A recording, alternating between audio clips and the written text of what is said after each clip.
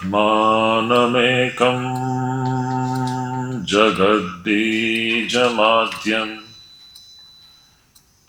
निरीहं निराकारमोङ्कारवेद्यम् यतो जायते पाल्यते येन विश्वम्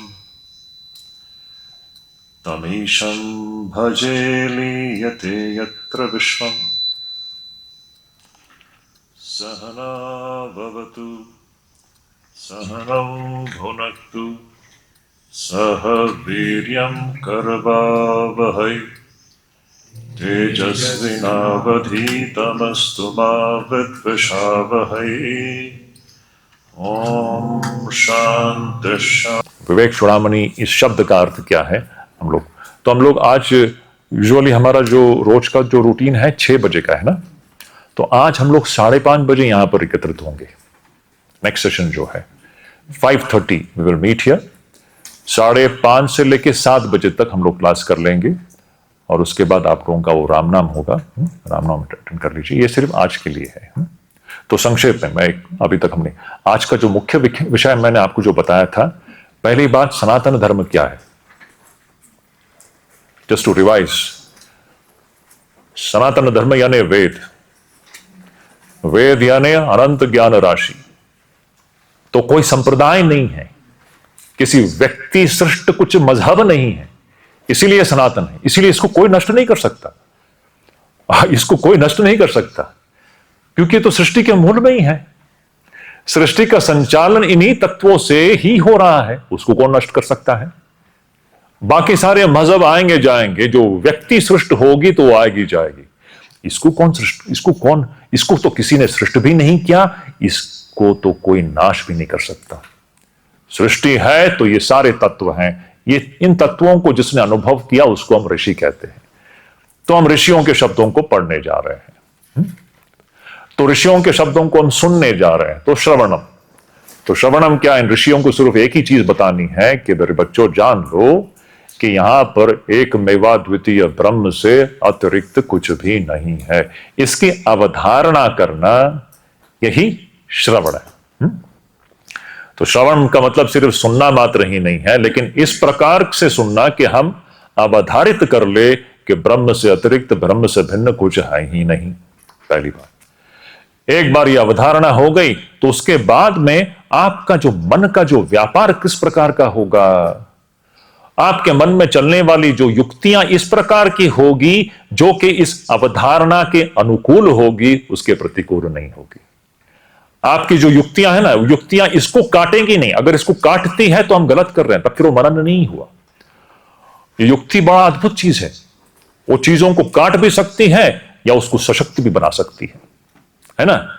मनुष्य की बुद्धि जो है वो कई प्रकार से काम कर सकती है। वो किसी चीज को साबित भी कर सकती है, उस चीज को वह उसको नकार भी सकती है।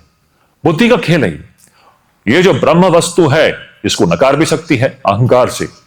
यह अहंकार से होता है। अज्ञान में अहंकार से चलने वाला जो युक्ति जो है वो ऐसा रहेगा, कहेगा कि स्वामी जी ये क्या कह रहे हैं ये लोग हैं, ये जो सोच जो है ना, और ये कैसा हो सकता है। ऋषि लोग, स्वामी विवेकानंद कहते हैं कि ब्रह्म ही है, शंकराचार्य जी कहते हैं ब्रह्म ही है, ये कैसे हो सकता है? ये भी युक्ति है, लेकिन उल्टी चल रही है। दूसरी युक्ति कैसी है? उसके अनुकूल चलता है। हाँ नहीं, ये सत्य है, ये गुरु वाक्य है, ये शास्त्र वाक्य है, ये विवेकानंद के शब्द हैं, शंकराचार्य जी के शब्द हैं, ये सत्य होंगे, उन्होंने अनुभव किया है, वो ऐसे ही नहीं कह रहे हैं। तो आप अपने युक्ति को इस प्रकार चलाते हो जो कि इस अवधारणा के अनुकूल होगी, उसके प्रतिकूल नहीं होगी। इस प्रकार चला करके फिर उसको और भी हम जब उसको एकाग्रता पूर्वक जब हम करते हैं, उसको और भी हम गहन रूप से जब उसको उसके भीतर हम घुसते हैं, तब वो ध्यान में परिणत होगी। तब मन में सिर्फ एक ही प्रत्यय प्रवाह चलेगा कि मैं आत्मा हूं, मैं आत्मा हूं, मैं आत्मा हूं, सोहम सोहम सोहम, शिवोहम शिवोहम शिवोहम शिवोहम शिवोहम शिवोहम शिवोहम सोहम सोहम। मैं ये नहीं हूं, मैं वो हूं, मैं ये नहीं हूं, मैं वो हूं। यह निधिध्यासन है। और ये जो है आपको एक दिन साक्षात अपरोक्ष रूप में उस सत्य वस्तु की अनुभूति करा करके देगी। तो ये 3 स्टेप्स हैं, श्रवण, मनन और निध्यासन। आने वाले हम दिनों में हम लोग यही करने वाले हैं। अब आप लोगों को कुछ भी प्रश्न हम लोग 5-10 मिनट में हमने जो डिस्कस किया है उसी के विषय में प्रश्न कीजिए, बाहर के। मैं always I request that let your questions be focused on what we have discussed, not just और भी हमारा क्वेश्चन, हमारा सारा डिस्कशन बहुत फोकस्ड होना चाहिए। जिस विषय के बारे में हमने डिस्कस किया उसी से संबंधित प्रश्न पूछिए, अगर आपके मन में कोई डाउट है तो। Let us be very focused now. The next 10 days is a very focused kind of a life. Keep it in mind. हाँ बोलिए। स्वामी जी, जब हम एक बार अवधारणा बना लेते हैं हाँ, तो उस पर मनन कैसे संभव है? नहीं, अवधारणा बनाने के बाद में ही तो मनन होगा। अगर अवधारणा ही नहीं हुआ तो आप कैसे मनन करोगे?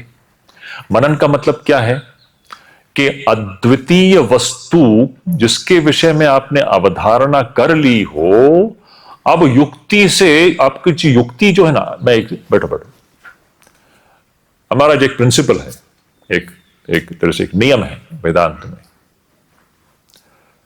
नियम क्या है? श्रुति, युक्ति, अनुभूति, है ना? यह है। आपको अनुभूति तक आप पहुंचेंगे कैसे? पहले तो आप सुनोगे। श्रुति का मतलब उपनिषद। उपनिषद के वाक्यों को सुनोगे, उसको ग्रहण करोगे। क्या ग्रहण करोगे? उपनिषद के ऋषि जो हैं, उपनिषद के ऋषि आपको यही बताएंगे कि बेटा देख, ये ब्रह्म ही है, ब्रह्म। उसके पहले तो हम जानते नहीं थे इस विषय को, है ना? हमारी युक्ति कैसे चलती थी? विभिन्न प्रकार से हमारी युक्ति चलती थी। हमारी युक्ति जो है, युक्ति का मतलब रीजनिंग बोलते हैं हम लोग, जिसको हम लोग अंग्रेजी में रीजनिंग कहते हैं। हमारी जो रीजनिंग जो है वह सत्य आधारित नहीं थी। कभी भी हमारी रीजनिंग आज तक सत्य आधारित थी क्या? किसी ने भी ब्रह्म को आधार बना करके रीजन किया है क्या आज तक? क्योंकि ब्रह्म के बारे में हमने सुना ही नहीं, आज पहली बार सुन रहे हैं। ब्रह्म के विषय में, आत्मा के विषय में तो हम पहली बार श्रुति से सुन रहे हैं, गुरुमुख से सुन रहे हैं। उसके पहले आज तक जब से हमने इस देह को धारण किया, तब से हमारा कोई भी युक्ति जो है वो आत्मा आधारित या ब्रह्म आधारित रही है क्या? नहीं रही है कि नहीं? तो आज तक हमारी जो युक्ति जो थी वह श्रुति आधारित नहीं रही है।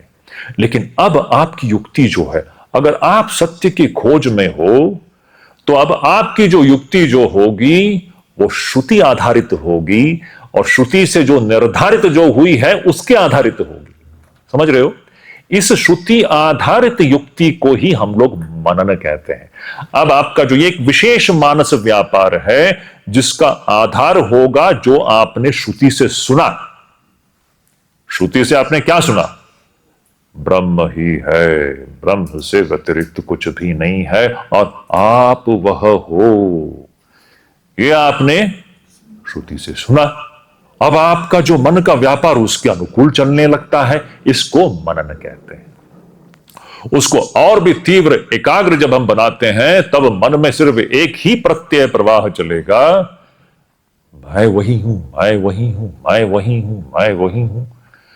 वह जो है उसको हम लोग निधिध्यासन कहते हैं, और वो जाकर के फिर अपरोक्ष अनुभूति में वह परिणत होती है। ये उसकी प्रक्रिया है। प्रणाम राज। मेरा एक प्रश्न था। मैं इस फील्ड में बहुत नया हूँ, तो अगर कुछ मतलब गलती हो जाए तो प्लीज माफ। कोई बात, तुम निसंकोच प्रश्न करो, कोई समस्या नहीं। जैसे कि आपने कहा कि अनुभूति मात्र से कुछ सच हो ये जरूरी नहीं है, और ये हमने बात मान ली कि मतलब जो चीज हम सेंसेस के थ्रू देख रहे हैं या महसूस कर रहे हैं वो सच नहीं है। तो फिर जब हम प्रक्रिया की देखते हैं कि हमें जब ब्रह्म को पाने की जो प्रक्रिया है वो श्रवण से शुरू होती है, तो हमें उसमें सुनना पड़ेगा। तो फिर वो भी एक इंद्रिय से काम होगा, मतलब सुनने की भी। तो फिर हम इस चीज को कैसे कैटर करें? यही तो, ये जो श्रवण करने की, अभी या इंद्रियों को तो व्यवहार में लाना ही पड़ेगा। सारा व्यवहार तो जो है ना, परमार्थ एक तरफ है, व्यवहार तो इस देहेंद्रिय संघात को लेकर के व्यवहार होता है ना। परमार्थ में देहेंद्रिय संघात का काम खत्म हो गया। परमार्थ यानी जो आत्म तत्व, तो दो चीजें हैं। सारा मनुष्य का व्यवहार तो शरीर, इंद्रिय और मन को लेकर के ही है। अब समस्या ये, तुम्हारा नाम क्या है? विष्णु। विष्णु, क्या सुंदर नाम है। विष्णु का मतलब जानते हो? विष्णु का मतलब है जो सर्वव्यापी है। देखो, हम विष्णु कहते हैं, हम शंख चक्र गदा पद्मधारी ऐसा एक रूप देख लेते हैं। विष्णु एक तत्व है जो सर्वव्यापी है। देखिए, सब में अब तत्व आ जाएगा। हम उस तत्व को समझते नहीं है तो उसको एक रूप दे देते हैं। हम विष्णु शब्द से पहले हम क्या ले लेते हैं? शंख चक्र गदा पद्मधारी, ऐसे जो एक रूप को हम देख ले लेते हैं। लेकिन सच्चाई में विष्णु क्या है? ब्रह्म ही विष्णु है जो सर्वव्यापी है। वो सर्वव्यापी सत्य को जानने का ही हम लोग प्रयास कर रहे हैं। तो विष्णु सुनो, तो तुम्हारा जो प्रश्न है, तो ये सारा जो व्यापार जो है ना, ये तो इस देहेंद्रिय संघात के द्वारा ही होता है। अब देहेंद्रिय संघात का व्यापार जो है दो दिशाओं में हो सकता है। अब ये जो सुनने से पहले आज तक तुम्हारे देहेंद्रिय संघात की जो व्यापार की दिशा क्या थी? संसार के विषयों के पीछे दौड़ रहे हो। संसार के विषयों के पीछे दौड़ रहे हो, इस आशा से दौड़ रहे हो कि ये सारे विषय जो है हमें सुखी बनाएगी। आज तक संसार के किसी भी वस्तु का उपभोग करके कोई व्यक्ति सुखी हुआ है क्या? प्रश्न है, मुझे उत्तर मत दो, सोचो। ये सब मनन का विषय होगा। ये सब अब गहन मनन का, चिंतन का विषय होना चाहिए। संसार के वस्तुओं का इंद्रियों के द्वारा उपभोग करके आज तक कोई भी प्राणी सुखी हुआ है क्या? नहीं। तो ये तुम्हारे देहेंद्रिय संघात के व्यापार का एक दिशा है। अब जब से तुम सत्यान्वेषी बने हो, सत्य को जानने का प्रयास कर रहे हो, तो अब शास्त्र को सुन करके इसी देहेंद्रिय संघात के व्यापार की जो दिशा बदल जाती है। व्यापार तो इसको लेकर के ही होता है, उसकी दिशा बदल जाती है। पहली दिशा थी संसार, हम संसार के पीछे, विषयों के पीछे दौड़ रहे थे। अब देखोगे, अब आने वाला, ये सारी चीजें आने वाली हैं। अब क्या है? जो सत्यान्वेषी है वो इंद्रिय निग्रहित जीवन जीता है। पहले इंद्रियों का कोई निग्रह नहीं होता था, उसको खुली छूट थी। जैसा चाहिए करो, जिस विषय के पीछे दौड़ना चाहे दौड़ो। और हम दौड़ते हैं, इसी आशा से दौड़ते हैं कि हम इन सब चीजों का उपभोग करके, सेवन करके हम सुखी होंगे। ये तो हमारा सौभाग्य है कि आप आज ऐसे मोड़ पर हो जब आप ये प्रश्न उठा रहे हो कि क्या ये सारी चीजें हमें सुखी बना सकती हैं क्या? बहुतों के मन में यह प्रश्न आज तक उठा ही नहीं है। वो दौड़ते जा रहे हैं, दौड़ते जा रहे हैं, दौड़ते जा रहे हैं। उनका जीवन खत्म हो जाएगा, वो कहीं भी नहीं पहुंचते हैं। तो समझ रहे विष्णु, तो तुम्हारे इस देहेंद्रिय संघात की जो व्यापार जो है, उसकी दो दिशाएं हो सकती है।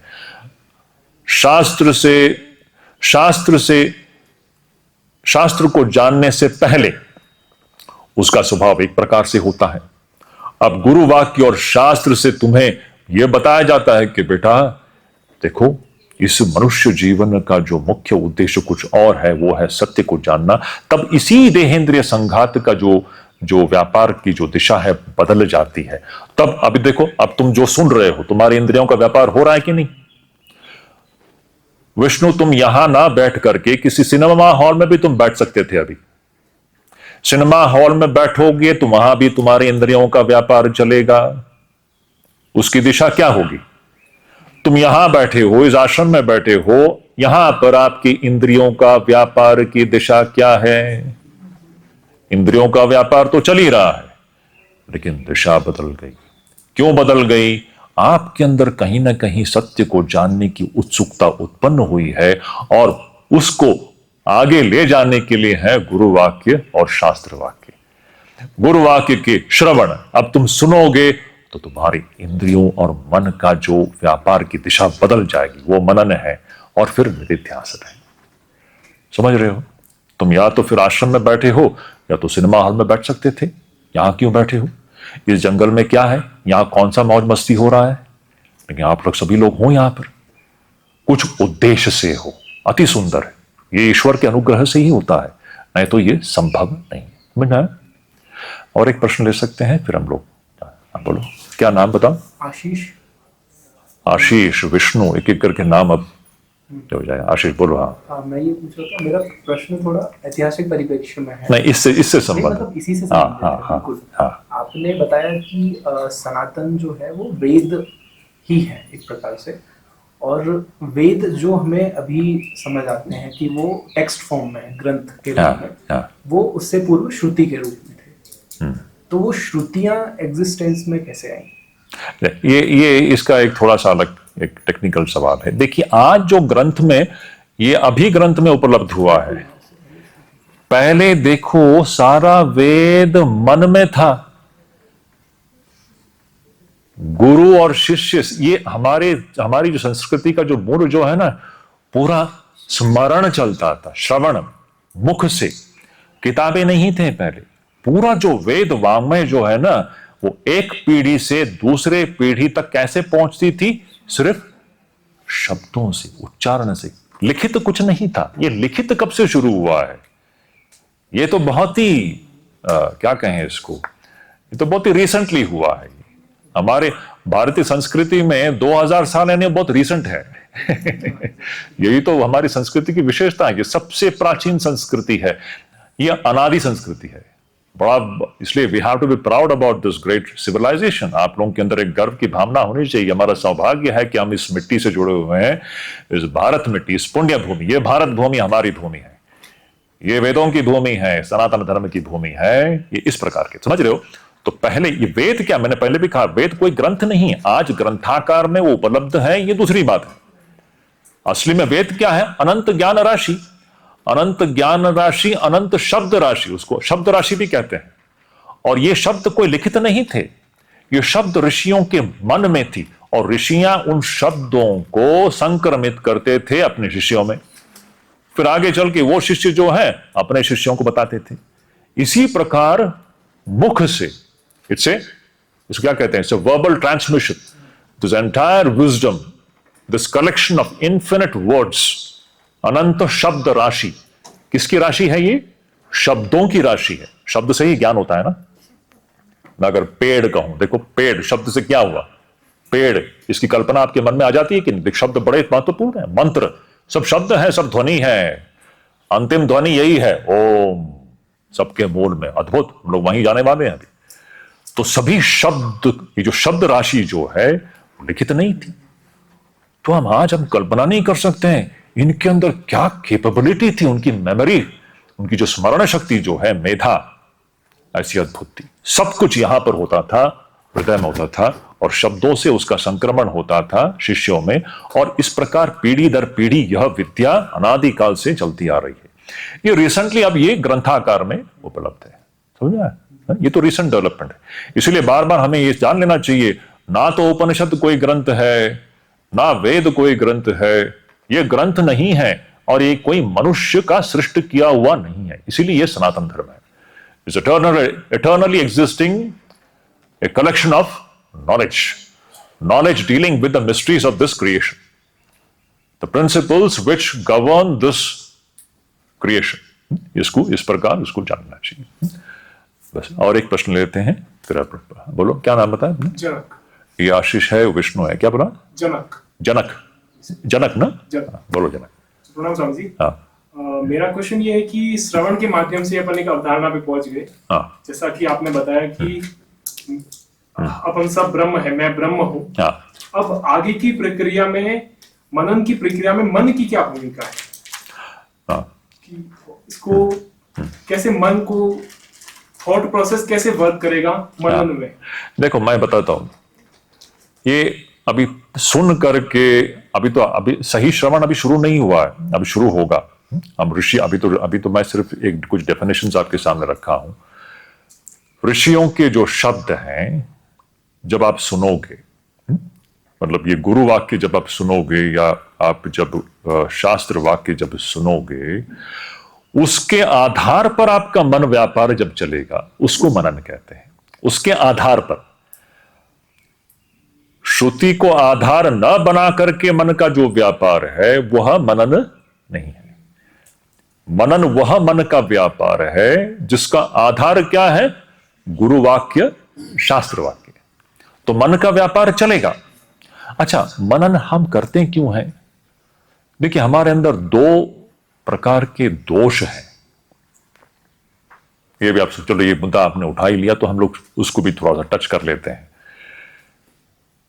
हम सबके अंदर दो प्रकार के दोष हैं। दोष एक है असंभावना दोष और दूसरा है विपरीत भावना दोष।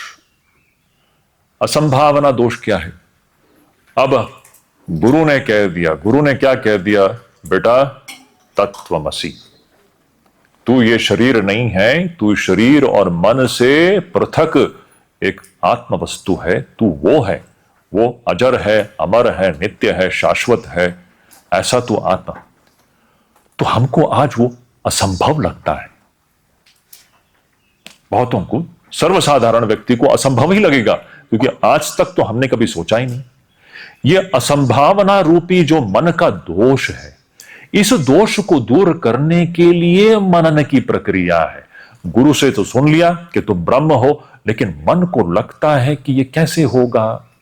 अब जब मन का व्यापार इस प्रकार से चलना शुरू होगा गुरु के शब्दों के अनुसार, तब धीरे धीरे ये असंभावना दोष जो है वह चली जाएगी।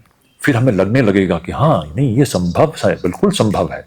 अब तुम देखोगे, जैसे जैसे हम शंकराचार्य जी के शब्दों के पीछे पीछे, इस महापुरुष के शब्दों के पीछे पीछे जैसे जैसे हम चलने लगेंगे, जो शुरुआत में जो असंभव सा लग रहा था, धीरे धीरे वह, हाँ ये तो होगा, ये बिल्कुल होगा, कैसे नहीं होगा, बिल्कुल होगा, ये भावना आने लगती है। असंभावना दोष जो है वह दूर होने लगती है। तो मनन का मुख्य प्रयोजन क्या है? इस असंभावना दोष को दूर करना। तो जब तुम्हारा मन का व्यापार गुरु के वाक्यों के अनुसार होगा, श्रुति के शब्दों के अनुसार होगा, तो मन में जो छुपी हुई जो असंभावना दोष है कि कैसे होगा भाई, मैं आत्मा कैसे हूं, ये जो हमारे अंदर जो एक शंका है, असंभावना, ये नहीं हो सकता, वो धीरे धीरे दूर होने लगता है। वो देखो, मैंने जैसे पहले भी कहा, अगर आपकी युक्ति गुरुवाक्य को ही काटती है तो हम कभी भी हम सत्य तक नहीं पहुंच सकती। आपकी युक्ति दो प्रकार से काम कर सकती है, या तो गुरुवाक्य को ही काट दे, या तो फिर गुरुवाक्य के अनुकूल युक्ति चले। अब चॉइस आपका है, आप या तो गुरुवाक्य को काट सकते हो। कैसे? बहुत से ऐसे लोग हैं ना जो कि अरे ये कैसे संभव है, सब बेकार है। तो क्या वो उसने अपने युक्ति को गुरुवाक्य के विरोध में लगा दिया, काटने में लगा दिया। उपनिषद के शब्दों को अगर आप काटना शुरू कर दो तो फिर कहां पहुंचोगे तुम? और तो कोई रास्ता ही नहीं है। दूसरा युक्ति है, हां आज मुझे भले ही समझ में नहीं आ रहा हो, आज भले ही उपनिषद जो कह रही है या गुरु जो कह रहे हैं, आज भले ही मेरे लिए अनुभव का वस्तु नहीं हो, लेकिन मैं अपनी युक्ति को उसके अनुकूल लगा रहा हूं। लगाते लगाते लगाते ये जो असंभावना रूपी जो दोष है वो धीरे धीरे दूर होने लगेगा। समझ रहे हो? ये है उसका प्रयोजन। इसको असंभावना दोष को दूर करने की प्रक्रिया है मनन। और निदिध्यासन में दूसरा एक दोष है, वो है विपरीत भावना। उसको हम बाद में डिस्कस करेंगे। ये विपरीत भावना रूपी जो दोष जो है वह निदिध्यासन से दूर होती है। हमारे जो पूर्व जो संस्कार जो है, अच्छा ये सब कुछ समझ लिया, मनन के द्वारा यह भी समझ में आ गया हाँ ये बिल्कुल संभव है, लेकिन संभव है ये जानने के बाद में भी हमारे जो पूर्व संस्कार वश जो हमारी कुछ आदतें हैं वो इतनी आसानी से नहीं जाती। भोग के जो आदतें हैं, भोग वासना जो है, चलो ये समझ लिया, आपको ये समझ, आपके अंदर ये अवधारणा हो गई कि आप इस शरीर नहीं हो, इस शरीर से पृथक आत्मा हो, और उस समझ के अनुसार आपने मनन भी कर लिया तो असंभावना दोष भी दूर हो गई। आपको अब ठीक ठीक लगने लगता है नहीं ये बिल्कुल संभव है, यही सत्य है। लेकिन ऐसा समझने के पश्चात भी पुरानी आदतें हैं, संस्कार हैं। पुरानी आदतें क्या हैं? भोग के जो आदतें हैं, शरीर और इंद्रियों को लेकर करके भोग करने की जो आदत है, अब इससे भी तो ऊपर उठना पड़ेगा ना। उससे ऊपर कैसे उठेंगे? उससे ऊपर उठने के लिए है निदिध्यासन। जैसा हम निधिध्यासन करते जाएंगे तो ये विपरीत जो हमारा जो व्यवहार है, जो सत्य से विपरीत है, सत्य है कि तुम आत्मा हो, लेकिन पुरानी आदतें हैं, हम कितने जन्मों में किए हुए सारे जो भोग के जो संस्कार है ना, वो सब तो संचित है, उसका वेग है, वो हमको एक और में हमको ढकेलती है। सामने कोई भोग वस्तु आ जाए तो हम अपने आप को रोक नहीं पाते हैं। उसको हम कैसे हम उस पर विजय प्राप्त करें, उस पर विजय प्राप्त करने की प्रक्रिया है निधिध्यासन। तो ये प्रक्रिया, तो यहीं पर रुक जाते हैं हम लोग। फिर हम लोग अभी 5:30 बजे हम लोग। ओम शांति शांति शांति। हरि ओम तत्सत।